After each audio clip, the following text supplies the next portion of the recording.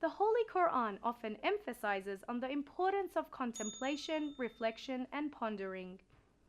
It's truly profound to what extent Allah commands us to rationally approach all affairs, and the divine book teaches us to analyze and investigate what we hear from others.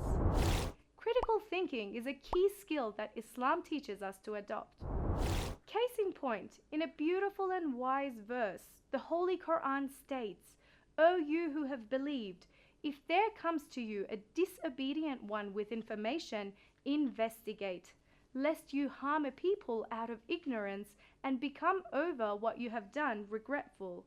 The Arabic word used here is fasik, which has been translated as someone who is disobedient, an evildoer, and a wicked person. It refers to a person who publicly commits sinful acts, transgressions, and is an ungodly evil person. The Holy Quran is teaching us that if such a person comes to us with some news, we should look into it, research, and investigate, not just accept the news at face value. This verse is part of the emphasis Islam has placed on being careful of where we get our information. One should not trust every book written, every narration that has been shared, and in today's world we see the vast complications that arise when people trust what certain news channels say or whatever pieces of information are shared on social media. It's a huge and common problem we face where people in their innocence end up trusting the wrong sources of information.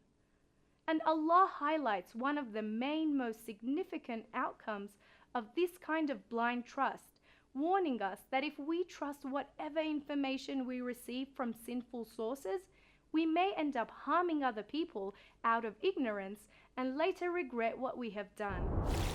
We must be very careful indeed, especially in today's world, and if someone who is an open sinner, a disobedient, and an ungodly person shares some information, we should carefully investigate whatever claims are made.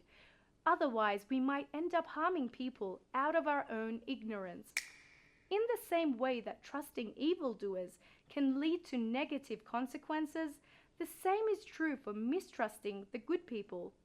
One must learn where to trust and where to mistrust, and the Holy Quran perfectly illustrates the balance humanity must learn in order to progress in life.